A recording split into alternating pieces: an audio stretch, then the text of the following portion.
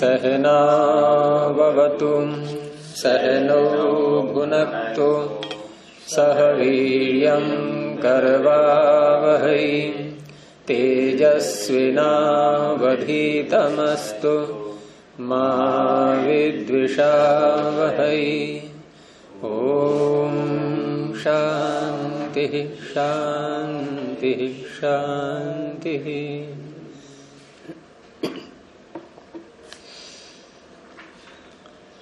न्याय दर्शन की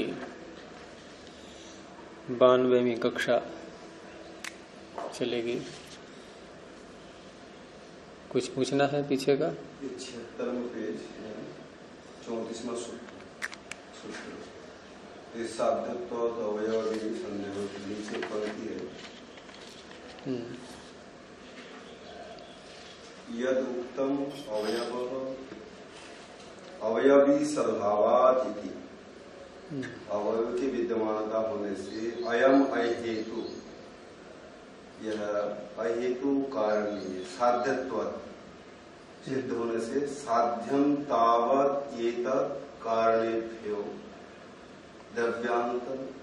आप शंका को उठाया करें, जैसे पंक्ति शंका ये है तावत एतत् कारणेभ्यो, ये कारण से कहा है, कारणेभ्यो कारण से, ये कारण से कैसे किस प्रकार से कारण अवयव। हाँ, बात ये चल रही थी कि पीछे अवयवी होता है ऐसा सिद्धांती ने कहा था, लेकिन पूर्व पक्षी कह रहा है कि आपने अवयवी होता है ये कह तो दिया, लेकिन ये आपका अभी साध्य कोटि में है, अभी सिद्ध नहीं है। क्या कहा था सिद्धांती ने? अवयवी को कहने के लिए उसने क्या कहा था? अवयवी को कहने के लिए उसने क्या कहा था? अवयवी सद्भाव हेतु दिया था। तो अवयवी सद्भाव जो हेतु दिया था, तो ये कह रहे हैं कि ये अहेतु है आपका, क्योंकि अवयवी सद्भाव में, इस हेतु में आपने हेतु जब देते हैं किसी बात को सिद्ध करने के लिए, तो हेतु सिद्ध होता है या साध्य होता है? सिद्ध होता है। साध्य न सिद्ध न साध्य न सिद्ध, साध्य है अथवा सिद्ध है, सिद्ध होगा। हाँ, तो क्या होगा दोनों में? आप बताओ क्या होगा? हेतु जो है वो साध्य होता है या सिद्ध होता है? ये सिद्ध ही है। सिद्ध ना होता तो भाई उदाहरण बनेगा ही नहीं। हाँ सिद्ध नहीं होगा तो साध्य को सिद्ध कैसे? जब सिद्ध नहीं होगा तो साधन कैसे बनेगा दूसरे का? साधन तो तब होगा। साधन तभी तो बनेगा जब पहले वो सिद्ध हो जाए। मान लो किसी गिरे हुए व्यक्ति को आपको उठाना है और आप स्वयं गिरे पड़े हैं, तो पहले आपको अपने पैरों पर खड़े होना होगा। कोई डूब रहा है, मैं डूब रहा हूँ, आप मुझे जब उठा सके, तैरना स्वयं को आता होगा तो आप डूब जाओगे। अब ये हेतु क्या करता है?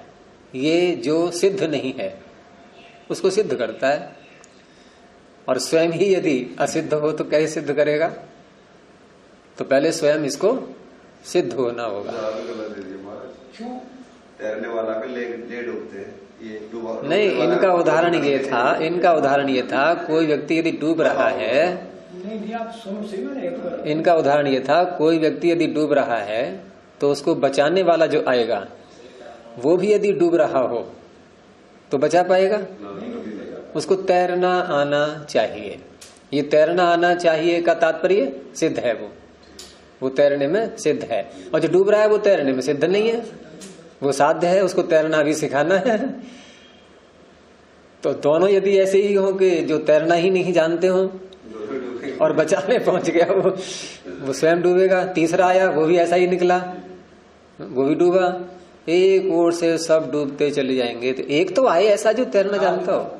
वो आप ये जो कहना चाह रहे हैं, आपकी बात में समझ रहे हो। आप कई बार तैरने वाला तैराने को बचाने जाता ना, कर वो आप समझ लेगा ना, तो उसके ऊपर एक आरोहण करता है, डूबने वाला एक हालत खराब होती है, तो फिर वो जो है उसको लेकर डूब जाता है। ये स्थिति अलग बनती है, वो अलग तो अब यहां पर आइए आपकी, जब सिद्धांती ये कह चुका कि अवयवी होता है, तो पूर्व पक्षी कह रहा है कि अवयवी होता है, ये आपकी बात अभी सिद्धि नहीं है, ये तो साध्य कोटि में है। और साध्य कोटि में है तो आप इसको हेतु कैसे बनाएंगे? साध्य कोटि का हेतु बनता ही नहीं, और हेतु नहीं है तो क्या बनेगा फिर? ये अहेतु, उसी को अहेतु कहते हैं, अर्थात जो हेत्वाभास है। और कौन सा हेत्वाभास बनेगा? ये साध्य सम, साध्य होने जो साध्य कोटि में है और उसको हेतु के रूप में प्रस्तुत कर दिया जाएगा, तो उसे कहेंगे साध्य सम हेत्वाभास। साध्य सम क्यों है? कि जैसे साध्य को सिद्ध करना है अभी, ऐसे ही इसको भी सिद्ध करना है, तो उसके समान हो गया, साध्य के जो समान हो उसे कहते हैं साध्य सम। ये पीछे आ चुका है। तो यदुक्तम अवयवी सद्भावादिति अयम अहेतु। क्यों? अब जब पूर्व पक्षी कह रहा है कि ये अहेतु है, तो ये भी तो प्रतिज्ञा हुई इसकी, ये हुई इसकी प्रतिज्ञा कि ये आपका अहेतु है, दूसरे के हेतु को अहेतु बता रहा है। तो प्रतिज्ञा तो किसी बात को सिद्ध करती नहीं, उसको फिर हेतु बोलना पड़ेगा। इसको भी हेतु बोलना पड़ा, क्या? साध्यत्वात्। ये साध्य है इसलिए आपका ये अहेतु है। अब साध्य क्यों है वो आगे बता रहा है, जिसपे आप शंका कर रहे थे कि साध्यम तावद एतत्। साध्य क्यों है ये? वो इसलिए है कि कारणेभ्यो द्रव्यांतरम उत्पद्यते, कारणों से द्रव्यांतर उत्पन्न होता है। कारणों से ही तो द्रव्यांतर उत्पन्न होगा, तो कारणों से द्रव्यांतर उत्पन्न होता है, अर्थात ये जो सामने का एक देश दिखाई दे रहा है, इससे आपने ये कहा था कि अवयवी वहां विद्यमान है। लेकिन अवयवी कब होता है? अवयवों के होने पर। तो अवयवी जो होते हैं, अवयव जो होते हैं, ये हो गए कारण। तो कारणेभ्यो द्रव्यांतरम उत्पद्यते, कारणों से भिन्न द्रव्य की उत्पत्ति होती है। लेकिन अभी ये सिद्धि ही नहीं है कि इन कारणों से कोई नया अवयवी उत्पन्न हुआ है। तो कारण का तात्पर्य यहां पर अवयव। तो अनुपपादितम एतत्, ये कहीं पर अभी सिद्ध किया ही नहीं गया है, ये उपपादित नहीं किया गया है। क्या? कि कारणों से द्रव्यांतर उत्पन्न होता है, ये नहीं कहा गया अभी। एवं च सति विप्रति मात्रम भवति, विप्रतिपत्ति मात्रम भवति। और ऐसा यदि है तो फिर ये विप्रतिपत्ति मात्र हुई, क्योंकि हम कह रहे हैं अवयवी नहीं है, आप कह रहे हैं अवयवी है, होगी विप्रतिपत्ति। हाँ, दो व्यक्ति अलग अलग एक ही अधिकरण में, एक ही विषय में दो बातें, और वो भी आपस में विरुद्ध दोनों। तो इस तरह से ये विप्रतिपत्ति मात्र है। और विप्रतिपत्ति जहां होती है वहां क्या होता है? संशय। इसलिए संशय उत्पन्न हो रहा है। उसका फिर आगे उत्तर दिया गया है। और कुछ?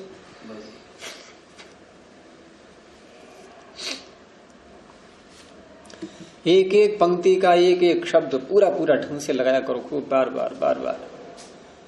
कोई भी पंक्ति बिना लगे रहनी नहीं चाहिए।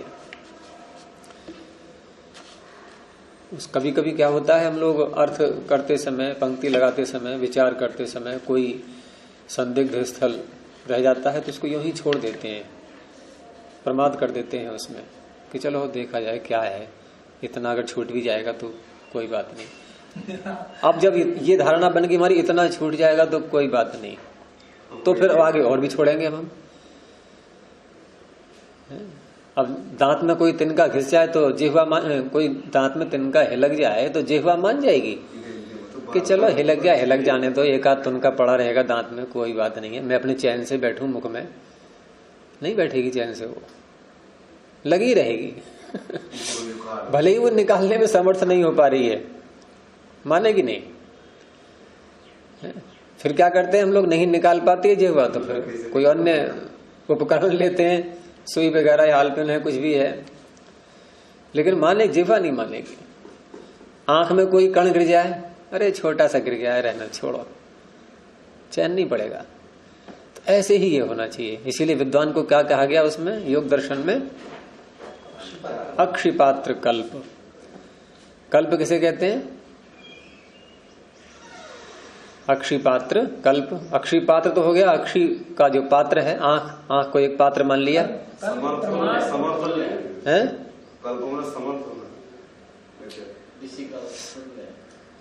व्याकरण का विषय है ये, आप नहीं भूल रहे हो अभी।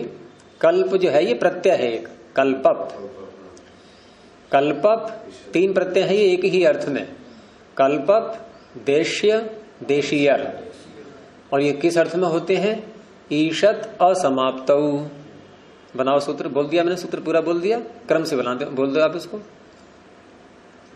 सूत्र पूरा बोल दिया मैंने, क्रम से बोलना है। ईशद असमाप्तौ कल्पप देश्य देशी यरह, हो गया सूत्र। यानी ईशत असमाप्ति, थोड़ी सी असमाप्ति रह गई। जैसे कोई धावक दौड़ रहा है, 1 सेकंड से पीछे रह गया था दौड़ लगाने में, सेकंड स्थान आ गया, थोड़ा सा है समाप्ति, यानी असमाप्ति। असमाप्ति जो है वो थोड़ी सी रह गई थी। जैसे योग दर्शन में एक और विषय आता है कि जो धर्म में समाधि जब लग जाती है साधक की, तो ज्ञान उसका कितना हो जाता है, या यूं कहें कि न जाना हुआ कितना रह जाता है शेष, न जाना हुआ कितना रह जाता है। तो कहा इतना रह जाता है न जाना हुआ, जैसे कि आकाश में जुगनू। क्या अर्थ हुआ इसका? आकाश, इस इतने महान आकाश में जुगनू कितना स्थान घेर रहा है? थोड़ा सा। तो वो योगी, वो धर्म में समाधिस्थ योगी इतना जान गया है, इतना जान रहा है कि उसमें से न जाना हुआ हिस्सा केवल जुगनू के बराबर रह जाता है, खद्योतवत। तो इस तरह से ईशद असमाप्ति, थोड़ी सी असमाप्ति रह जाए, थोड़ी सी कमी रह जाए, किसी के साथ हम किसी की समानता बता रहे हैं। जैसे कोई विद्वान है और दूसरा भी आया, अब दूसरा जो विद्वान है वो थोड़ा सा कम है उससे, थोड़ा सा कम। अब उसके साथ में ये 3 प्रत्यय में से एक प्रत्यय लगाएंगे। जैसे किसी को हमने कहा आचार्य कल्प, तो क्या अर्थ हुआ? क्या अर्थ हुआ? है क्या अर्थ हुआ? थोड़ी सी कमी। तो अब सोच समझ के बोलना किसी के साथ में कल्प शब्द को। हम लोग सम्मान में बोलते हैं और ऋषि कल्प, तो ऋषि कल्प, गुरु कल्प, आचार्य कल्प ऐसे बोलते हैं, श्रद्धा के लिए बोलते थे। आचार्य की समान, समान नहीं, ईशद असमाप्ति। ईशद असमाप्तौ कल्पब देश्य देशी यरह। देशीय भी उसी अर्थ में है, आचार्य देशीय, और देश और आचार्य देश्य और आचार्य कल्प। तो बात कहाँ चल रही थी हमारी? थोड़ा है संदिग्ध वाली बात चल रही, क्या चल रही थी? नहीं नहीं, क्या? नहीं। हाँ, बात ये चल रही थी कि कोई पंक्ति अनसुलझी रह जाए तो इसको यूं ही मत छोड़ देना। देखो ये भी विशेषता होती कि विषय से हटे नहीं, हम पता रहना चाहिए हम कौन से ट्रैक पे चल रहे हैं इस समय। तुरंत एकदम आप लोग सब भूल गए पीछे क्या विषय चल रहा, सबका ध्यान हट गया। तो इसलिए कोई पंक्ति हमारी अनसुलझी न रहे पूरा पूरा। और इसीलिए हम अक्षिपात्र का उदाहरण दे रहे थे कि अक्षिपात्र के समान हमें होना चाहिए, आंख में एक कण भी हमें सहन नहीं होता। तो ये भी क्यों सहन हो कोई पंक्ति अनसुलझी रह जाए। चलिए आगे चलते हैं। तो बात ये चल रही थी कि अवयवी होता है, ये तो मुख्य विषय है। और इससे भी ज्यादा मुख्य विषय जो चल रहा था प्रारंभ जहां से हुआ था कि प्रत्यक्ष प्रमाण होता है। पूर्व पक्षी प्रत्यक्ष प्रमाण के खंडन पर लगा हुआ है। उस प्रत्यक्ष प्रमाण को सिद्ध करते करते जो एक बहुत बड़ा सिद्धांत न्याय दर्शन का है, और न्याय दर्शन का क्या, वैसे तो सभी के व्यवहार में आ ही रहा है ये, तो ये अवयवी का होना, अवयवी की सत्ता होना, ये न्याय दर्शन का बहुत बड़ा सिद्धांत है। तो उस सिद्धांत को भी प्रत्यक्ष की सिद्धि करते करते इन्होंने सिद्ध कर दिया है। यहां कोई उद्देश्य नहीं था इसको अवयवी को सिद्ध करने का, एक प्रसंग चल पड़ा ऐसे ही। बात चल रही थी प्रत्यक्ष प्रमाण की, क्योंकि पूर्व पक्ष ने यही तो कहा था प्रत्यक्ष होता ही नहीं, तो उसको सिद्ध करते करते अवयवी भी सिद्ध हो गया। तो अवयवी सिद्ध है, अवयवी है। इसमें पहले जो पिछले सूत्र में बताया कि सर्वाग्रहणम अवयवी असिद्धे है, यदि अवयवी को हम सिद्ध नहीं मानेंगे, उसकी सत्ता को नहीं मानेंगे, तो सर्व अग्रहणम द्रव्य गुण कर्म सामान्य विशेष समवाय, ये सभी प्रकार के जो पदार्थ हैं अलग अलग, इनको भी, इनका भी ग्रहण, इनका भी ज्ञान नहीं हो पाएगा। इन सब का ज्ञान अवयवी के होने पर ही होता है, क्योंकि ये सब अवयवी पर ही आश्रित हैं। चाहे द्रव्य को ले लें या गुण को ले लें या कर्म, सामान्य विशेष और समवाय संबंध का नाम है। ये पीछे बात आ चुकी थी। अब उसी अवयवी को सिद्ध करने के लिए अगला सूत्र है, इसीलिए उसमें च बोला गया है। और ये भी कारण है। यहां कहा था अवयवी असिद्धे है, हेतु दे रहे हैं लगातार, हेतु में पंचमी आ रही है। अगला सूत्र भी पंचमी का ही है, देखो आप, वहां भी हेतु आ रहे हैं और च और जोड़ दिया। नहीं, ये हेतु और है, क्या करने के लिए? अवयवी को सिद्ध करने के लिए। तो सूत्र बोलेंगे धारण आकर्षण उपपत्तेश्च, दो और लिए इन्होंने, धारण और आकर्षण। धारण करने का जो एक गुण उभरता है किसी वस्तु में, जैसे मिट्टी रखी हुई है बहुत सारी, अब मिट्टी रखी हुई है, उस मिट्टी में हमने जल मिलाया, जल मिला करके उसका घड़ा बनाया कुंभकार ने, और घड़े को फिर अग्नि में पकाया सूखने के बाद, ये सारे कार्य हुए। अब उस घड़े में धारण करने का एक गुण आ गया, सामर्थ्य आ गई। कौन से, क्या धारण करेगा वो? जल को। और जब मिट्टी के रूप में था वो, तो हम जल भरेंगे क्या उसमें पीने के लिए? उस समय नहीं भर रहे थे, तो अब ये विशेषता आ गई नहीं। तो पूर्व पक्षी से कहा जा रहा है, यदि तुम अवयवी को नहीं मानोगे और केवल एक परमाणुओं का समूह ही है हर वस्तु, तो जैसे मिट्टी परमाणुओं का समूह है, घड़ा भी तुम्हारी दृष्टि में परमाणुओं का समूह है। तो जब घड़े में हम जल भर सकते हैं तो मिट्टी में क्यों नहीं भर सकते? दोनों एक से ही तो हुए, कोई नया तो पदार्थ उत्पन्न हुआ ही नहीं। वो नए पदार्थ को मान ही नहीं रहा है, वो तो ये कह रहा है कि जैसे पहले मिट्टी परमाणु है सारे, और उन्हीं का समूह ये भी है, घड़ा भी वैसा ही है। धारण करने का अर्थ नहीं होगा हम जैसे घड़े को या चश्मे को पकड़ के उठा लिए, वो आकर्षण में आ रहा है। अच्छा, आकर्षण में, वो दूसरा शब्द है आकर्षण। अब आकर्षण को ले लीजिए आप, घड़े को हम थोड़ा सा पकड़ के उठाते हैं, पूरा खिंचाता है ऊपर को, और मिट्टी के कणों को उठाएं तो जितने हाथ में आएंगे पूरी नहीं उठेगी। ये अंतर आ गया नहीं? तो ये अंतर तो सामने दिखाई दे रहा है, और फिर भी पूर्व पक्षी कह रहा है कि हाँ नया कुछ नहीं बना। तो नया कुछ नहीं बना तो पूर्व जैसी स्थिति ही तो रहनी चाहिए फिर। तो ये भी दो हेतु ये सिद्ध कर रहे हैं।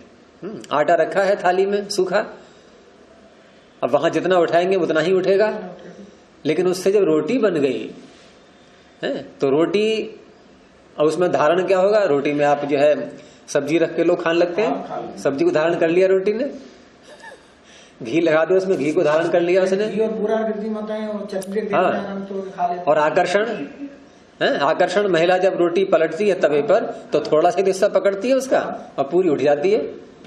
हम जो रोटी खींचते हैं तो पूरी खींच जाती है। बिस्तर पे चादर बिछाते हैं तो सिलवटें आती हैं कभी कभी, तो क्या करते हैं?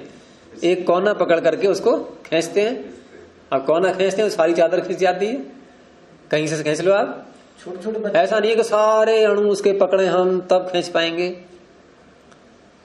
तो इस तरह से धारण और आकर्षण रूपी जो दो गुण हैं, ये भी यही सिद्ध कर रहे हैं। इनकी उपपत्ति से, धारण आकर्षणोपपत्ते है, इनकी उपपत्ति से, इनकी सिद्धि से, इनके होने से, इन गुणों के प्रकट होने से ये सिद्ध है कि अवयवी है। इसी का भाष्य देखिए कि अवयवी अर्थांतरभूतः, वार्तिक के ही रूप में अर्थ दे रहे हैं कि अवयवी एक नया द्रव्य है, अर्थांतर, भिन्न अर्थ, भिन्न पदार्थ है ये, यानी अवयवों का समुदाय मात्र नहीं है ये एक भिन्न वस्तु है, अर्थांतर भूतः इति। और संग्रह कारिते वही धारण आकर्षणे, और ये जो धारण आकर्षण हैं ये संग्रह से उत्पन्न हुए हैं, संग्रह के द्वारा किए गए हैं। ये संग्रह क्या चीज है? तो स्वयं आगे बता रहे हैं कि संग्रहो नाम संयोग सहचरितम गुणांतरम। देखो मिट्टी है या आटा है, ये दोनों पदार्थ जो रखे हुए हैं अलग अलग, मिट्टी का ढेर पड़ा हुआ है, आटे का भी परात में रखा हुआ है, पिसा हुआ आटा, तो इसमें अवयवों का, उन कणों का आपस में संयोग है या नहीं? संयोग तो गुण माना ही गया है, संयोग है, लेकिन यहां उस संयोग से बात नहीं बन रही है। उस संयोग से के होने पर भी धारण आकर्षण नहीं हो पा रहा है अभी, यह हो रहा है? धारण आकर्षण वाला कोई भी कार्य नहीं हो पा रहा है उसमें, पानी मिला है? कोई पदार्थ विशेष नहीं है, तो धारण आकर्षण नहीं हो पा रहा है, संयोग है? तो उस संयोग से बात नहीं बनी। लेकिन ये संग्रह जो अलग से बोल रहे हैं ये कि संग्रहो नाम, ये जो संग्रह है ये क्या है? संयोग सहचरितम गुणांतरम। संग्रह नाम का जब गुण उभरेगा उसमें, ये गुणांतर कह रहे हैं इसके लिए, तो ये जब उभरेगा तो उस समय संयोग हट नहीं गया, संयोग उनका अब भी है, पदार्थों का, उन कणों का संयोग अब भी है, लेकिन संयोग होने पर भी अब ये जो संग्रह नाम का गुण उनमें आया, ये संग्रह नाम का गुण कैसे आया? संयोग तो पहले था ही तो स्पष्ट है, अब संग्रह नाम का गुण कैसे आया? तो कहा स्नेह द्रवत्व कारितम। स्नेह और द्रवत्व, ये जल को ले रहे हैं, जल के द्वारा, जल में स्नेह गुण माना गया है, वैशेषिक में जल में ये स्नेह हम जो बोलते हैं ना चिकनाई, ये चीज अलग है। जल में वो चिकनाई नहीं होती है। आप तेल में हाथ डालो, घी में, और जल में डालो, तो जल वाला कोई कहेगा हाथ भिगो के कि मेरे हाथ चिकने हो गए हैं? नहीं कहेगा ना। लेकिन ये चिकनाई चीज अलग है, ये स्नेह अलग है, ये जल का ही गुण है स्नेह। और ये गुण क्या करता है? ये वस्तुओं को जोड़ता है आपस में। स्नेह गुण जल का ये वस्तुओं को जोड़ता है, और जोड़ता भी ऐसा है कि जोड़ के स्वयं हट जाएगा, वस्तु जुड़ी रह जाएगी। जो मिट्टी अब तक रखी हुई थी सारी है, वो मिट्टी में जल नहीं था, और जल मिलाया तो ये घड़ा बन गया, पूरा पिंड बना करके घड़ा बन गया। अब घड़ा बनने के बाद सूखेगा या नहीं? अब सूखने के बाद मिट्टी फिर ऐसी हो जाए, वो मिट्टी के रूप में दोबारा परिवर्तित हो जाना चाहिए, क्योंकि जो जल उसको जोड़ रहा था वो तो भाग गया, वो तो उड़ गया। लेकिन वो पूरा अभाव मान लेंगे जल का, या कुछ नहीं, पूरा ही मानेंगे। अधूरा क्यों मानेंगे? अगर अधूरा मानेंगे तो जितना उसमें रह गया है जल, उतना ही जल मिला के कुम्हार घड़ा बनाए थे, बना लेगा? जितना जल रह गया तुम कितना ही मान लो चाहे उसमें, उतना ही डाले मिट्टी में, घड़ा बन जाएगा? नहीं बनेगा। और सुनो, अगर तुम थोड़ा बहुत मान भी रहे हो उसमें, तो अग्नि में पकाने के बाद फिर कितना रह जाएगा जल? अग्नि में पकाने खत्म, अब तो कुछ भी नहीं है, अब और ज्यादा पक्का हो गया वो आगे आएगा विषय जल का ही संग्रह है। अब सीमेंट को ले लो, सीमेंट रखा हुआ है बोरी में, बिल्कुल सूखा, कितना महीन होता है, बारीक। अब उसमें जल डाल दिया, ठीक है। अब जल सारा जब सूख जाएगा, जल बिल्कुल उड़ जाएगा। अब आप सीमेंट को देखो क्या स्थिति है उसकी, अब पत्थर बन जाएगा कि नहीं? जबकि जल के हटते ही तुरंत वैसा ही फिर हो जाना चाहिए। तो क्या कारण बनेगा इसमें, बताओ आप भाई? जो कारण मान रहे हैं हम जल को, वो तो भाग गया, जल तो है ही नहीं अब। तो अब ये जोड़ने का कारण कौन है? ये तो सिवा ईश्वर के कोई है समाधान इसका? अब आप ये प्रश्न कर सकते हो, अब आपको नई बात सोच रहे हो कि यहाँ जब हाथ पहुंचता है ना तो नया चिंतन निकलता है फिर। इसमें जैसे हम चखते हैं हाँ, मिट्टी को, रस तो वहां से कुछ ना कुछ निकलता है। मिट्टी को चखते हैं जीवा से, हाँ, सूखी मिट्टी में वही तो रस तो कुछ ना कुछ आता ही है। क्या कौन सा रस आता है बताओ? मिट्टी को चखने से कौन सा रस आएगा? और उसी मिट्टी में मिर्च का पेड़ डालो, गन्ने का पेड़ डालो, नींबू का बनाओ, सब रस के मतलब ये कह रहा है कि पकाई मिट्टी के अंदर में जरा एक प्रकार का स्वाद नहीं, कुछ ना कुछ तो स्वाद आएगा ही, वो चीज अलग रही। घड़ा जब बन जाने के बाद घड़े को चखें, हाँ, घड़े में आता है। और बहुत से बच्चे जो है ये बीमारी लग जाती है खाने की, गर्भवती महिलाएं बहुत खाती है, मानते नहीं, वो स्वाद ही उसका अलग होता है। तुम गिलास में दूध पियो और कुल्हड़ में लेकर के पियो, बड़ा अच्छा लगता है कुल्हड़ में उसका भी स्वाद साथ में आता है, कुल्हड़ का भी तो यहां जल उड़ गया लेकिन वस्तु जुड़ी रह गई। लेकिन अब यहां जल का संयोग है, जल के द्वारा जो संग्रह नामक गुण उत्पन्न हुआ, स्नेह द्रवत्वम, स्नेह द्रवत्व कारितम। स्नेह द्रवत्व दोनों बातें हैं, द्रवत्व भी है जल के अंदर और स्नेह भी है। तरलता ले सकते हैं? स्नेह से तरलता, वो तो द्रवत्व में आ गया, बहना, तरलता बहना ही होता है, वो स्नेह द्रवत्व में आ गया। तो स्नेह द्रवत्व कारितम, स्नेह और द्रवत्व के द्वारा किया गया क्या क्या? गुणांतरम। कौन सा? संग्रह। हाँ, तो संग्रह नाम का गुणांतर ये स्नेह और द्रवत्व के द्वारा किया गया। लेकिन अब ये जो संग्रह नाम का गुण आया है, ये अभी इतना प्रबल नहीं है। जैसे आप घड़ा बना करके और उसको सुखा दें, कच्चा घड़ा, उसमें पानी भर दें, फिर क्या होगा? जो पानी अब तक जोड़ने का काम कर रहा था, वही पानी अब उसको अलग अलग कर देगा, गल जाएगा बिल्कुल, उसमें न धारण होगा न आकर्षण होगा। तो क्या करेंगे अब अग्नि का संपर्क स्थापित करेंगे। तो आगे कहा कि अपाम, हाँ, स्नेह द्रवत्व कारितम हो गया।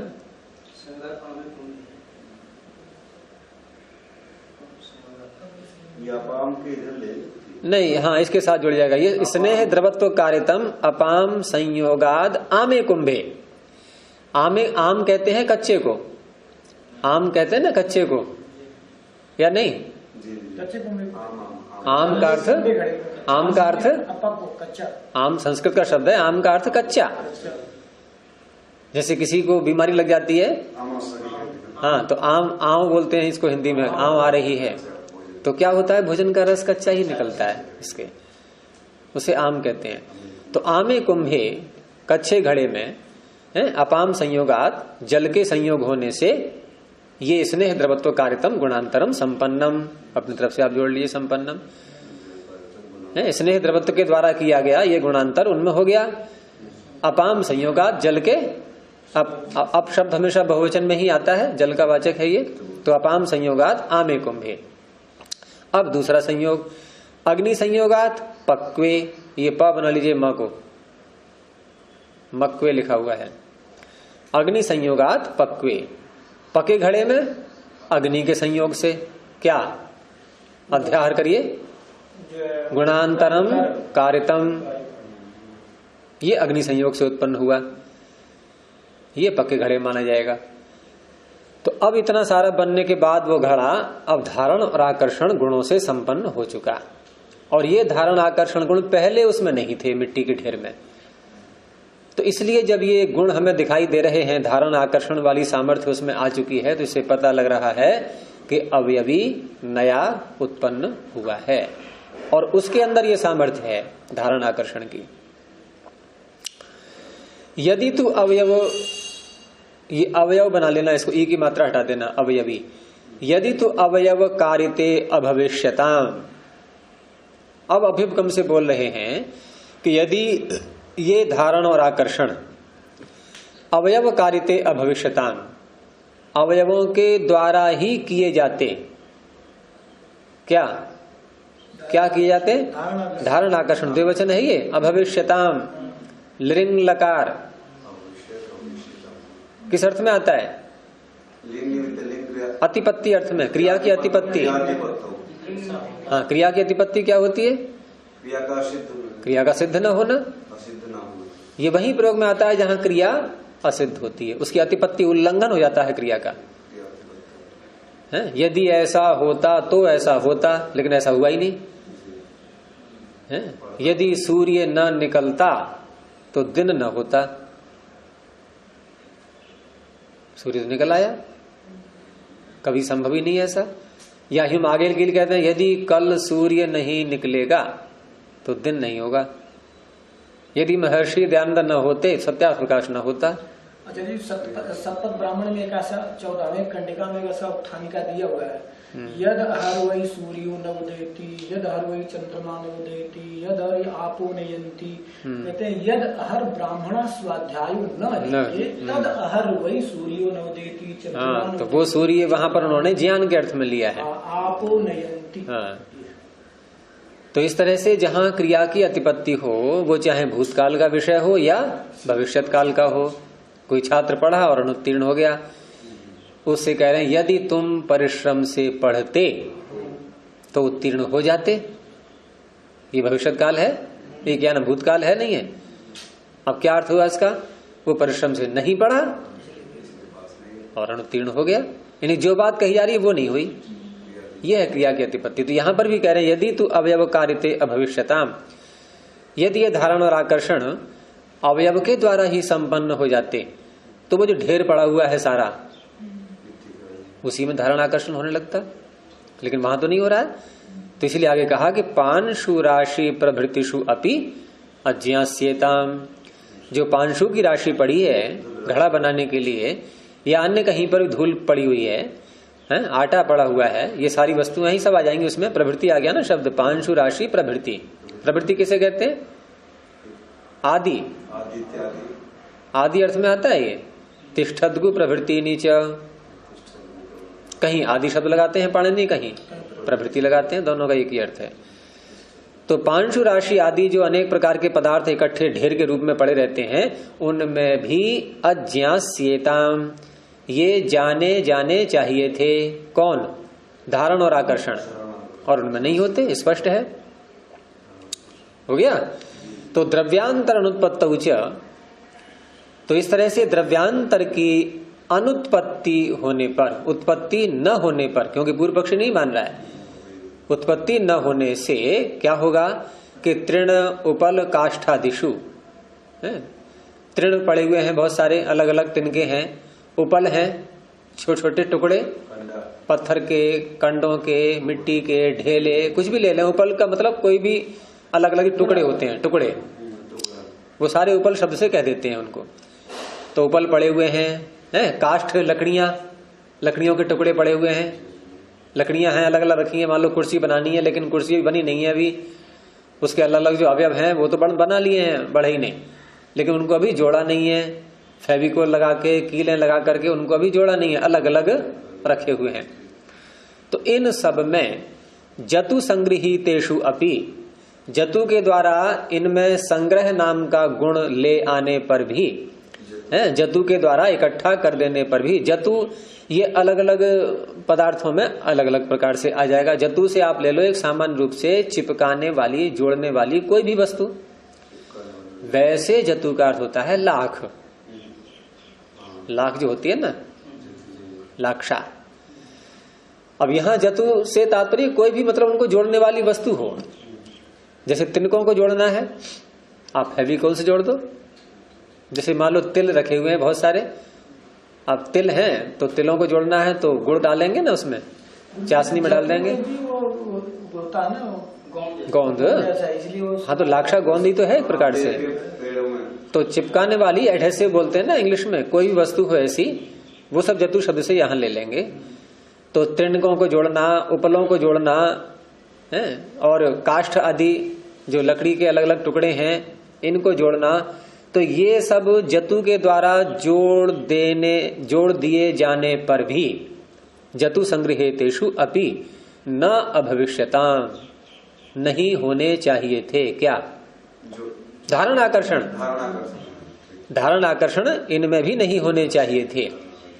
जैसे पांशु राशि प्रभृति आदि में, वहां पर भी धारण आकर्षण नहीं हो पाए, बिना जल और अग्नि के द्वारा संयोग करने से, उनका संग्रह नाम का गुण उत्पन्न न करने से, जैसे वहां धारण आकर्षण नहीं हो पा रहे थे, ऐसे ही इन पदार्थों में भी जतु का प्रयोग न करने पर ये नहीं होने चाहिए। मतलब ये होने चाहिए, जतु का संग्रह करने पर भी, जतु के द्वारा जोड़ दिए जाने पर भी ये उत्पन्न धारण आकर्षण नहीं होने चाहिए, क्योंकि जैसे पहले अवस्था में थे वो जतु के द्वारा जोड़ने से पहले जो अवस्था थी उनकी, तो पूर्व पक्षी से कह रहे हैं कि जतु के द्वारा जोड़ दिए जाने पर भी वही अवस्था होनी चाहिए। क्यों? क्योंकि आप किसी द्रव्यांतर की उत्पत्ति मान ही नहीं रहे हो। हम तो मानते हैं, हमारे पक्ष में तो है। हमारे पक्ष में जब ये तृणोपल काष्ठ अलग अलग हैं उस समय धारण आकर्षण नहीं होगा, और जब जतु के द्वारा इनको जोड़ दिया, चिपका दिया, अब धारण आकर्षण हो जाएगा। आपके अंदर पहले नहीं था। हाँ, लेकिन आपके पक्ष में आप द्रव्यांतर की अनुत्पत्ति यानी कि उत्पत्ति नहीं मान रहे, तो आपके लिए जैसे पहले थे वैसे ही जोड़ दिए जाने पर भी है वैसे ही। लेकिन यहाँ धारण आकर्षण देखा जा रहा है। अब कुर्सी पे आराम से बैठ जाते हैं, धारण कर लिया कुर्सी ने हमें। पहले लकड़ी के टुकड़े अलग अलग पड़े हुए थे, ऐसे ही फेविकोल से जोड़ के लकड़ी का ही मान लो कोई पात्र बना लिया। अब उसमें आप जो है कोई भी सामान रखो, अन्न रखो, सब्जी रखो, कुछ भी रखो, आकर्षण एक को पकड़ते हैं पूरा खिंचाता है। तो इस तरह से ये गुण इनमें उभर रहे हैं। तो ये सब बता रहे हैं कि अवयवी की सिद्धि है, उसकी सत्ता है। अब शिष्य गुरु से पूछ रहा है कि ठीक है, आपने बहुत सारा परिश्रम किया अवयवी को सिद्ध करने में, लेकिन फिर भी पूर्व पक्षी न माने, वो अपनी ही बात पर अड़ा रहे और अवयवी का प्रत्याख्यान करता रहे। लेकिन प्रत्यक्ष हो रहा है ये तो वो भी मानेगा, प्रत्यक्ष की तो सिद्धि पीछे हो चुकी है, प्रत्यक्ष प्रमाण है, ये तो सिद्ध हो गया है। अब प्रत्यक्ष सिद्धि हो चुकी है और प्रत्यक्ष को वो भी नहीं नकारेगा। तो प्रत्यक्ष का लोप न हो जाए और फिर भी अवयवी का प्रत्याख्यान कर रहा है लगातार। तो ऐसे व्यक्ति से हम कैसे पूछें, क्या पूछें उससे, कौन सा प्रश्न करें, कैसे उसको निरुत्तर करें? ये शिष्य ने गुरु से पूछा कि अथ अवयविनम प्रत्याचक्षाणकः। अवयविनम द्वितीय है, इसको हम आगे लगाएंगे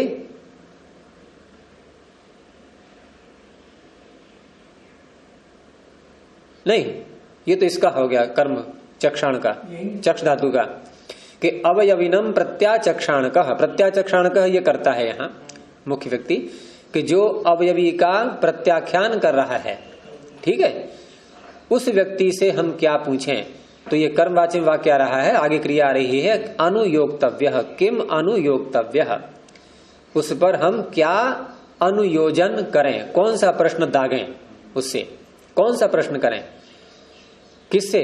जो अवयवी का प्रत्याख्यान कर रहा है। तो अवयविनम प्रत्याचक्षाणकः किम अनुयोक्तव्य। अब बीच की बातें ले लो कि वो अवयवी जो प्रत्याख्यान कर रहा है अवयवी का, वो माभूत प्रत्यक्ष लोप, प्रत्यक्ष का लोप न हो जाए, यानी प्रत्यक्ष को वो भी मान चुका है अब, और प्रत्यक्ष का लोप न हो जाए तो प्रत्यक्ष कुछ हो रहा है ये तो मानेगा वो। और क्या बताएगा प्रत्यक्ष क्या हो रहा है? तो कहेगा अणुओं का ये संचय, ये प्रत्यक्ष हो रहा है, अणुओं का संचय। वो अवयवी नहीं मान रहा है, वो ये कह रहा है अणुओं का जो संचय है, इकट्ठे हो गए सारे, इन्हीं का हो रहा है प्रत्यक्ष, कोई नई चीज थोड़ी बन गई है।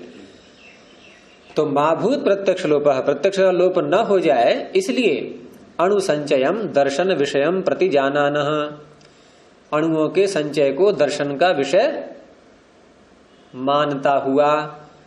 प्रतिजानानः क्या है ये? ज्या धातु है।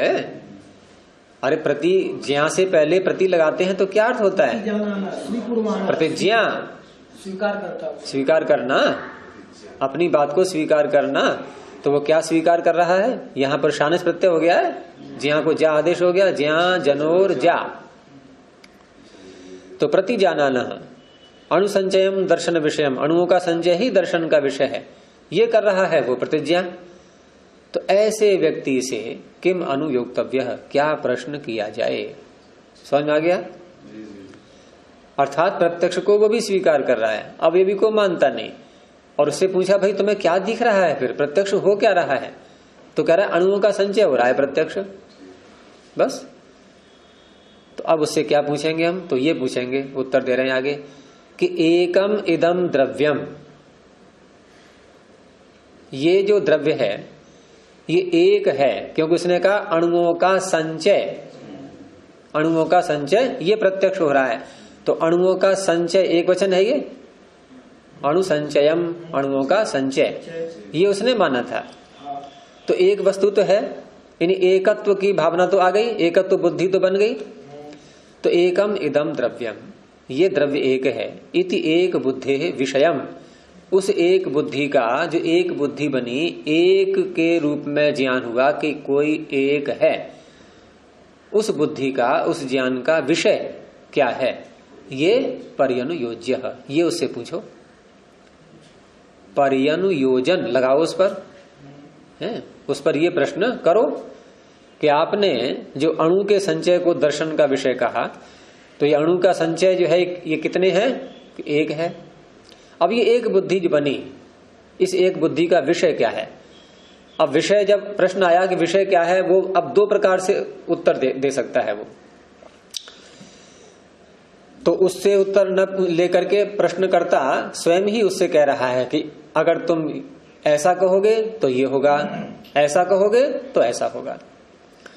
तो क्या क्या कहेगा वो? कहा यदि किम एक बुद्धि ही अभिन्नार्थ विषया आहोस्वित भिन्नार्थ विषया इति। ये जो एक बुद्धि बनी आपकी, पूर्व पक्षी से कह रहे हैं, ये जो आपकी एक बुद्धि बनी, ये एक बुद्धि अभिन्नार्थ विषय वाली है अथवा भिन्नार्थ विषय वाली है। अभिन्नार्थ विषय वाली से तात्पर्य, अभिन्न किसे कहते हैं? एक को। अभिन्न किसे कहते हैं? जो भिन्न नहीं है, अर्थात कोई एक पदार्थ है। अभिन्नार्थ विषया बुद्धि कैसी होगी? एकत्व को स्वीकार करने वाली।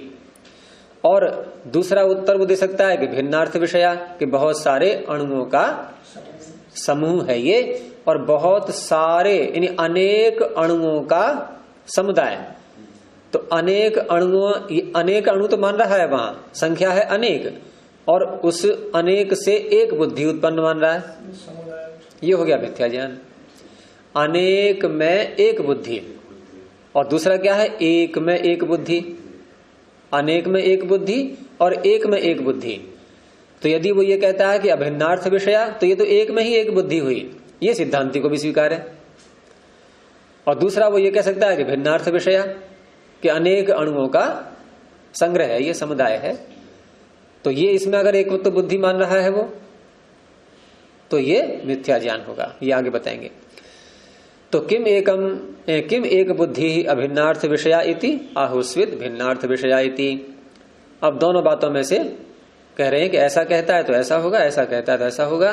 कि अभिन्नार्थ विषया इति चेत, यदि वो अभिन्नार्थ विषय मान रहा है उस ज्ञान को, एकत्व ज्ञान को, तो कहा कि अर्थांतरानुज्ञानाद अवयव सिद्धि ही। फिर तो उसने अर्थांतर को स्वीकार कर लिया, दूसरा तो मान ही लिया। अगर अभिन्नार्थ विषय को उसकी बुद्धि उत्पन्न हुई है, एक में ही एक का ज्ञान उसका यदि उत्पन्न हुआ है, तो अर्थांतर अनुज्ञानात, उसने अर्थांतर भिन्न अर्थ अर्थात अवयवी उसको स्वीकार कर लिया है। और उसके स्वीकार करने से अवयवी सिद्धि ही, अवयवी की सिद्धि है। और दूसरा उत्तर देता है वो भिन्नार्थ विषया वाला। तो उसी भिन्न को यहां पर नाना शब्द से बोल दिया कि नानार्थ विषया इति चेत, इसको यूं भी कह सकते हैं भिन्नार्थ विषया इति चेत। बात वही है कि नानार्थ विषया इति चेत, अनेकों में एक का ज्ञान, ऐसा यदि वो कहता है तो कहा भिन्नेषु एक दर्शन अनुपपत्ति ही। जो भिन्न भिन्न पदार्थ हैं, संख्या में अनेक हैं, अलग अलग हैं, और उनमें एक दर्शन, एक बुद्धि होना, एक ज्ञान होना, एकत्व का ज्ञान होना, ये अनुपपत्ति ही, इसकी सिद्धि नहीं होती। क्योंकि ये विरोधी बात हो गई। उधर अनेक भी कहते जा रहे हो और नया कोई द्रव्य बना नहीं, और फिर भी उसको एक भी कह रहे हो। अनेक को एक कहने लगा वो, और नया द्रव्य मानता नहीं। अगर अनेक को एक कहा गया है तो इसका अर्थ है वो अनेक अब भी अनेक है, और ये जो एक है ये कोई और है। ये सामान्यतः गले उतरती नहीं है बात कि कोई और है ये। कोई और है क्या वो अवयवी? हैं? लेकिन एकत्व बुद्धि है तो मानना तो पड़ेगा ही। एकत्व बुद्धि है, एक वस्तु है, घड़ा एक है, ये पता लगता है कि नहीं? घड़ा एक है और एक है, गुण संख्या है नहीं है, और गुण हमेशा गुणी में रहेगा। तो एक जो गुण है संख्यावाचक, इसका आश्रय कौन है? अनेक है या एक है? अनेक। अनेक को अनेक कहोगे, फिर एक कैसे कहोगे? मान लो 10 व्यक्ति बैठे हुए हैं, तो 10 को 10 कहोगे या 10 को 1 कहोगे? 10 कहेंगे, लेकिन समूह में लेकिन बाद में बोलना, 10 को 10 कहोगे या 1 कहोगे? 10 कहोगे। अब एक बैठा है कोई, अब कितना कहोगे? 1 कहेंगे। अब जो घड़ा बना है सामने रखा है, पूर्व पक्षी ये कह रहा है कि ये अनेक अणु है, अनेक अणु है। अब वो एक कह सकता है उसको? लेकिन फिर तुमने बोल दिया अनेक अणु है, ऐसा पूर्व पक्षी कह रहा है। अनेक अणुओं के तो अनेक नहीं, ये तो तुम बाद में बोल रहे हो। अनेक अणुओं के संयोग से क्या हुआ? चलो बोलो आगे। घड़े का निर्माण। तो घड़ा माना उसने, ये घड़ा, ये अनेक अणु है या कुछ और बना अभी है? ये घड़ा तो एक ही है ना। घड़ा एक है और वो कह रहा है कि अनेक अणु है, ये अनेक अणुओं संयोग से घड़ा बना। मान लिया ना, तो घड़ा बना ये मान लिया, बस यही अवयवी है। लेकिन वो तो नहीं मानता ऐसा, वो कहता अवयवी होता ही नहीं। वो कहता है अब भी अनेक अणु ही है ये, बस पास में आ गए, इतना ही हुआ है बस, और कुछ नहीं। तो अनेक में एक बुद्धि यदि वो कह रहा है, यानी अनेक अणु भी कह रहा है और फिर भी एक घड़ा है ऐसा कह रहा है, तो ये विरोधी बात हो गई। तो उसी कह रहे हैं कि इसको तो ध्यान भर का कोई होना चाहिए। जैसे जानना चाहता वो शास्त्रार्थ हो रहा था ब्रह्म की, ईश्वर जीव की, ब्रह्म की एकता, बहुत देर होगी तो ध्यान एक चांटा खींच करके मारा। अरे क्यों? ब्रह्म ने ब्रह्म को मार दिया, क्या फर्क पड़ा? तुम भी ब्रह्म, हम भी ब्रह्म। ब्रह्म ने ब्रह्म को मार दिया, क्या तुम साल का साल। तो भिन्नेषु एक दर्शनानुपत्ति ही, भिन्न पदार्थों में एक दर्शन की उत्पत्ति नहीं होती, एक दर्शन का ज्ञान नहीं होता है। अगर भिन्न है तो भिन्न ही है वो। अनेकस्मिन् एकः इति व्याहता बुद्धिर न दृश्यते। अनेक में एक, ये विरुद्ध, व्याहत माने विरुद्ध, उल्टी बिल्कुल, विरुद्ध बुद्धि, विरुद्ध ज्ञान, न दृश्यते, नहीं देखा जाता। ये सही नहीं है तुम्हारा कहना। लेकिन पूर्व पक्षी ऐसे तो शांत नहीं बैठ जाएगा, अभी तो उसमें दम है बहुत अभी है। तो सेना और वन का उदाहरण। हाँ, क्योंकि यहाँ बात, इस सूत्र के भाष्य में बात यहाँ आके समाप्त हुई कि अनेक में एक बुद्धि नहीं होती, यही तो कहा सिद्धांति ने। तो पूर्व पक्षी आगे कहेगा आप सिद्धांति से कि अनेक में एक बुद्धि का हम आपको देंगे उदाहरण, और आप भी ऐसा ही मानते हो कि अनेक में एक बुद्धि होती है, आपसे भी हम कहलवा लेंगे। अनेक में एक बुद्धि, ये सिद्धांति से कह रहा है कि आप भी ऐसा ही मानते हो, और देखो अभी मानोगे थोड़ी देर में। तो वही अगला सूत्र आ रहा है। तो सूत्र बोलेंगे, सेना वनवद ग्रहणमिति चेत न अतीन्द्रियत्वात् अणुना। सूत्र में आशंका और समाधान दोनों साथ साथ चल रहे हैं। जहां भी ऐसा आता है ना चेत न, तो दो भाग बन जाते हैं सूत्र के, कि पूर्व पक्षी यदि ऐसा कहता है तो ऐसा नहीं होगा। फिर कोई हेतु देंगे आगे कि क्यों नहीं होगा ऐसा, हेतु भी आगे, अतीन्द्रियत्वात् अणुना। तो पूर्व पक्षी यदि ऐसा कहता है, कैसा कहता है कि देखो सेना है, अब सेना किसे कहते हैं? सैनिक हैं बहुत सारे, नहीं सैनिकों के लिए भी, हाथी घोड़े छोड़ दो। तो सेना क्या है? बहुत सारे सैनिक। अब बहुत सारे में वो 50, 100, 1000, 50,000, लाख जितने भी हों, और हम उन सारे सैनिकों के समूह को, वो सैनिक एक है कि अनेक है? अनेक है। और सेना एक है कि अनेक है? तो अनेक में एक बुद्धि आ गई, बस यही पूर्व पक्षी कह रहा है। देखो आ गया नहीं आ गया? सिद्धांति से कह रहा है आप क्या कहोगे, सेना ही तो कहोगे इसको, है? जब सेना कहोगे इसके लिए, सेना है एक, तो सिद्धांति से पूछा पूर्व पक्षी ने कि सेना एक है, तो इस एक सेना में सैनिक कितने हैं? मतलब क्या है इसमें? ये तो हमारा जैसे घड़ा, नहीं, घड़े में और सेना में अंतर है थोड़ा। घड़े में तो सिद्धांती कहेगा तो घड़ा एक नया द्रव्य उत्पन्न हुआ है, लेकिन सेना कोई नया द्रव्य उत्पन्न हुआ है ये नहीं सिद्ध हो पाएगा। एक व्यक्ति सेना तो नहीं है ना, सेना में तो कई होंगे। हाँ कई है ना, तो आपने अनेक को एक कह दिया, आपने अनेक को एक कह दिया, यानी कि अनेक का व्यवहार सेना में हो रहा है वहां पर सैनिकों में। घड़े में अणुओं में अनेक का व्यवहार नहीं हो रहा है। यहाँ पूर्व पक्षी नहीं मानता, सिद्धांति नहीं मानता उसके लिए। सिद्धांति यहाँ नए द्रव्य अवयवी की उत्पत्ति घड़े की मान चुका है, लेकिन यहाँ जो आता है सेना में ये नया द्रव्य नहीं बना कोई। ये आगे बताएंगे सिद्धांत उत्तर आएगा, सैद्धांतिक उत्तर, कि ये जो है यहाँ पर गौण व्यवहार है, ये वास्तविक व्यवहार नहीं है, प्रधान व्यवहार नहीं है। हम जो सेना बोल रहे हैं ये सेना कोई नया द्रव्य नहीं बना है। अगर नया द्रव्य बनता, देखो पीछे की बात ध्यान रखना, नया द्रव्य जब बनता है धारण आकर्षण होते हैं उसमें। आप एक सैनिक को पकड़ो सारे खींचेंगे क्या? भाई औरों की इच्छा होगी तो आएंगे, नहीं तो नहीं आएंगे। तो ये बात ध्यान में रखना है साथ में।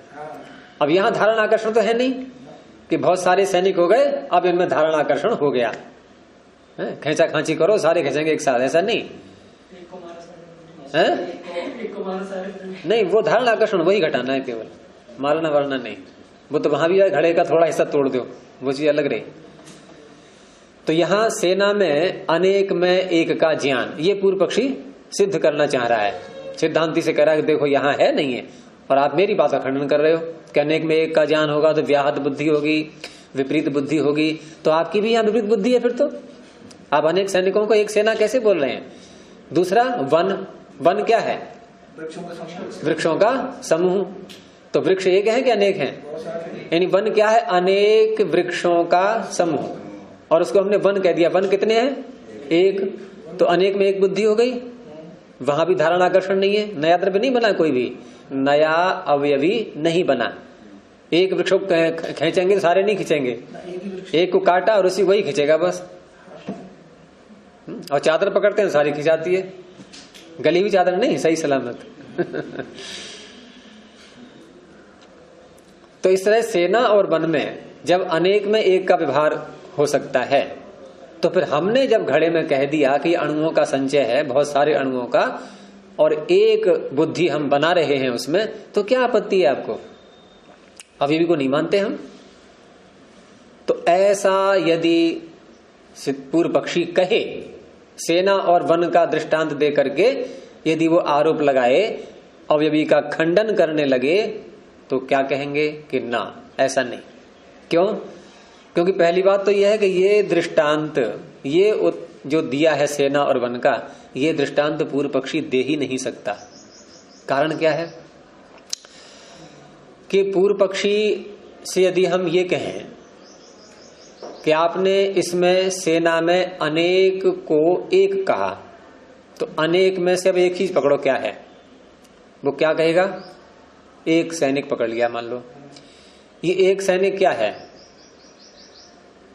एक सैनिक क्या है उसकी दृष्टि में? अवयव सेना की दृष्टि से तो है, सेना की दृष्टि से तो अवयव है वो। लेकिन जैसे घड़े का एक कण परमाणु है, अणु है, क्या ऐसा ये सैनिक परमाणु है क्या? परमाणु नहीं है तो क्या है फिर? ये अवयवी। माना उसने अवयवी को, और अवयवी को मानता नहीं, तो जो अवयवी को नहीं मानता वो अवयवी को दृष्टांत में कैसे ला सकता है? अब उस सैनिक को भी वो अवयवी नहीं कहेगा, वो क्या कहेगा कि ये भी परमाणुओं का समुदाय है।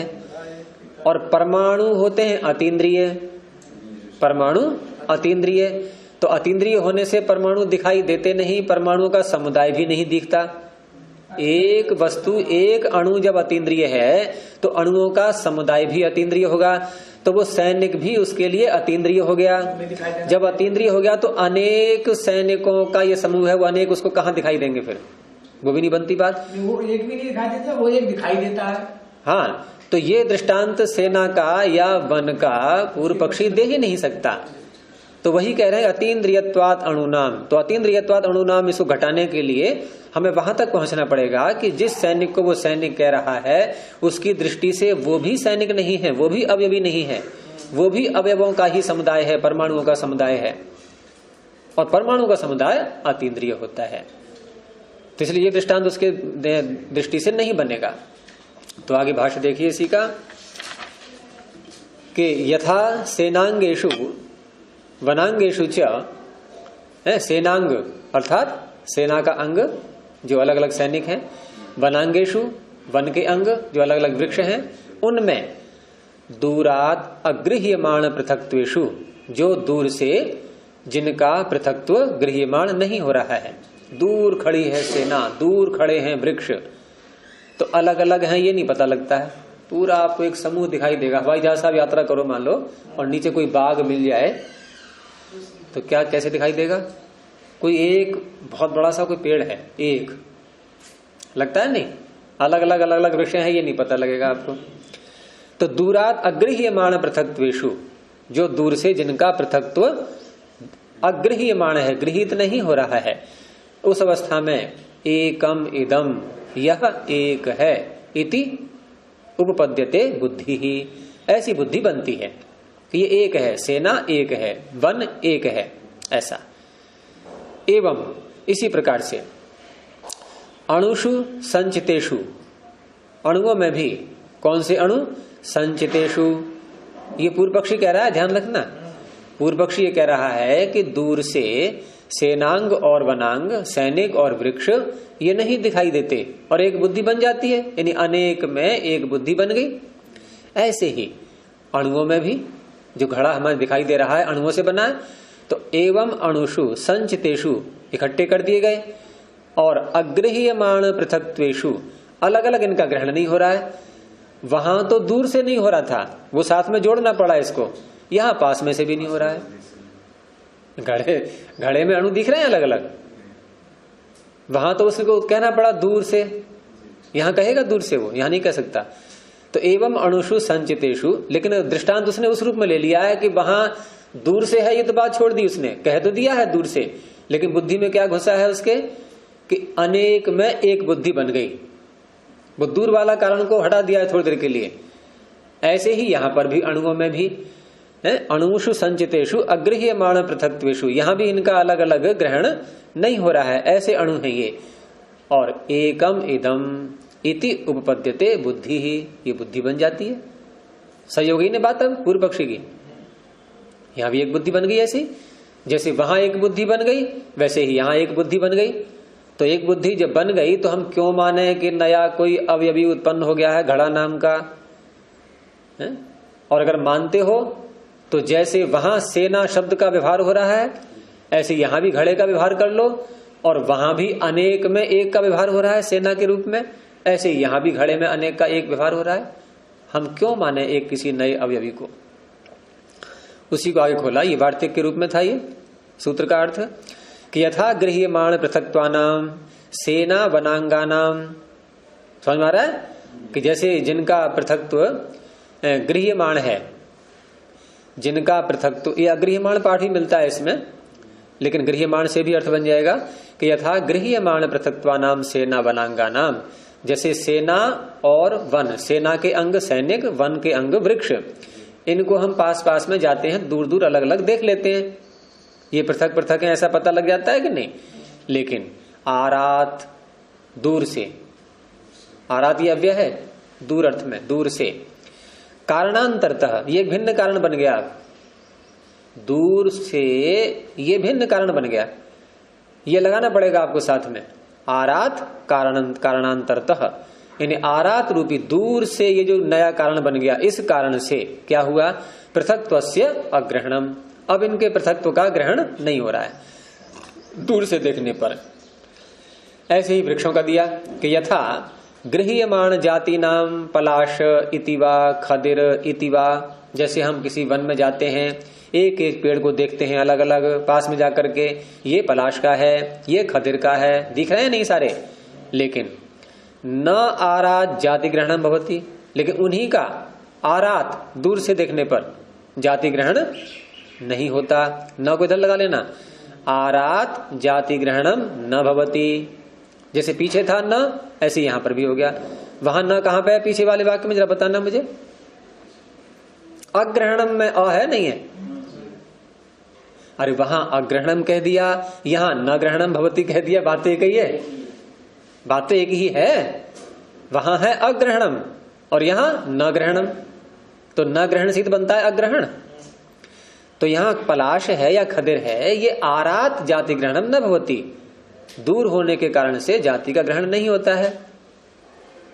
और दिया यथा गृह्यमाण प्रस्पंदानाम, मान लो पास में जाकर के हमने गति हो रही है, सैनिकों में चल रहे हैं, इधर जा रहा है उधर जा रहे हैं, अलग अलग सैनिक जो है, कोई दाएं जा रहा है कोई बाएं जा रहा है, गति हो रही है, समय प्रस्पंदन हो रहा है नहीं।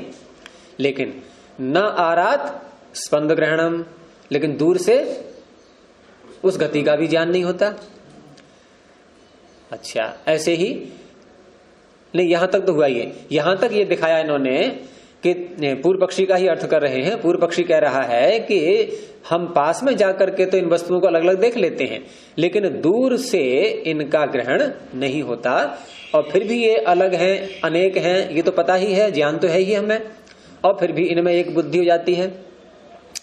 तो अब सिद्धांति कह रहा है कि गृह्यमाणे च अर्थ जाते पृथक्त्वस्य अग्रहणात्, पृथक्त्व का ग्रहण न होने से, गृह्यमाणे अर्थ जाते, ये जो अर्थ समूह हमें गृहीत हो रहा है सेना के रूप में, वन के रूप में, इसके ग्रहण होने में पृथक्त्वस्य अग्रहणात्, इसमें पृथक्त्व का ग्रहण न होने से एकम, ये एक है ऐसा जो ज्ञान होता है, इति ये भागतः प्रत्ययो भवति, ये प्रत्यय कैसा है? भागत है, ये मुख्य नहीं है, ये ध्यान रखना है। ये गौण अर्थ है, ये यहां जो एकत्व बुद्धि बनी है ये मुख्य नहीं है, ये भागत है। लेकिन ऐसी भागत बुद्धि अणुओं से बनाए हुए घड़े में नहीं होती है, वो मुख्य है। अर्थात यहां कोई नया अवयवी नहीं बना है। ये व्यवहार में हम बोल देते हैं सेना है वन है, लेकिन कोई नया अवयवी नहीं बना। क्यों? धारण आकर्षण है ही नहीं इनमें। तो अब आगे वही बोलते हैं कि न तू, ये न को आगे लगाना है, अणु नाम अगृह्यमाण पृथक्त्वा नाम, ये जो अणु हैं जिनका ग्रहण पृथक पृथक नहीं होता, और कारणतः पृथक्त्व अग्रहणात्, कारणतः, अब एक कारण आया सामने, कौन सा? जल से जोड़ा, अग्नि से जोड़ा, ये कारण आ गए नहीं। अब कारणतः पृथक्त्व अग्रहणात्, अब पृथक्त्व का उनका ग्रहण नहीं होगा, कारण से इनके पृथक्त्व का अग्रहण होने से, ग्रहण न होने से, अब आपको अलग अलग नहीं दिखाई देंगे वो बिल्कुल भी, लेकिन इनका जो अलग अलग न दिखाई देना है, ये अतीन्द्रियत्वात् अणुनाम, अणुओं के अतीन्द्रिय होने से इनका जो एक बुद्धि बन रही है, एक प्रत्यय, ये न भागतः, समझ में आ गया? ये भागत नहीं है, ये न को इधर लगाना, न भागतः एक प्रत्यय, इनमें जो एकत्व बुद्धि बनती है एक प्रत्यय, ये भागत नहीं है। क्यों भागत नहीं है? क्योंकि इनमें एक विशेष कारण, जिसको संग्रह शब्द से कहा था पीछे, और वो संग्रह किससे हुआ? द्रवत्व, स्नेह कारितम, फिर अग्नि के संयोग से हुआ। तो इन कारणों से पृथक्त्व का ग्रहण न होने से जो एक बुद्धि बन रही है, देखो वहां तो पृथक्त्व का ग्रहण नहीं हो रहा है सेना में वन में, दूर होने से, और यहां क्यों हो रहा है? ये जो संग्रह नाम का गुण उत्पन्न हुआ है जल और अग्नि के कारण से, इससे पृथक्त्व का अग्रहण हो रहा है। इसलिए इनका जो एक प्रत्यय है, एक बुद्धि, एक रूपी ज्ञान, ये भागत नहीं है। उसमें हेतु दे दिया है साथ में, क्योंकि अतीन्द्रियत्वात् अणु नाम, अणु होते हैं अतीन्द्रिय, और अतीन्द्रिय होने से उनका आपको पृथक पृथक ग्रहण होगा ही नहीं।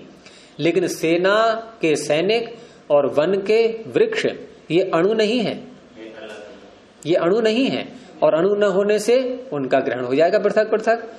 और अब जो हमें एक बुद्धि बन रही है वहां पर, वो बन रही है दूर होने के कारण से। पास में हम जाएंगे, सेना में घुस जाएंगे, तो क्या हमें वो अलग अलग नहीं दिखाई देंगे सारे सैनिक? लेकिन आप घड़े में घुस जाओ, देखें अलग अलग अणु देख लो, रोटी में घुस जाओ, देखें अलग अलग कण दिख रहे हैं क्या उसके? वस्त्र में क्या दिख रहे हैं आपको? धागे अलग अलग, ये सब देखो ध्यान से, दिख भी जाता है कभी कभी अगर झीना झीना वस्त्र हो तो लेकिन दूर से जो है एकदम सीधा लगता है, और खींचेंगे तो पूरा खींचेगा। मुख्य बात तो वही है, धारण आकर्षण वाली, ये बहुत प्रबल हेतु है धारण आकर्षण वाला। और ये सेना में और वन में कभी घटेगा ही नहीं, आप कितना ही घटाते रहो। तो इस प्रकार से जो है यहां तक ये दिया इन्होंने, और सिद्ध यही किया कि ये जो सेना और वन में जो हमें बोध होता है एकत्व का, ये भागत है, लेकिन घड़े में जो बोध हो रहा है एकत्व का, ये प्रधान है, वो भागत नहीं है। हेतु क्या है उसमें? अतीन्द्रियत्वात् अणु नाम। और ये अणु है नहीं, सेना और वृक्ष जो है, सैनिक और जो है वृक्ष है, ये स्वयं अवयवी है। अब यहां जो सूत्र में जो ये दृष्टांत के रूप में सेना और वन की बात चली थी, जो मैंने प्रारंभ में ही कहा था कि पूर्व पक्षी तो ये दृष्टांत दे ही नहीं सकता, उसके लिए तो यही परीक्षा है अभी कि सेना में जो सैनिक है ये अवयवी है या अणु है, वन में जो वृक्ष हैं ये एक वृक्ष ये अवयवी है या अणु है? अरे इसी की तो परीक्षा हो रही है, परीक्षा हो किसकी रही है? तो आगे यही विषय चलाएंगे अब कि इदम विवच परीक्षते, ये कल को करेंगे, अब समय हो गया। प्रणव ध्वनि। ओ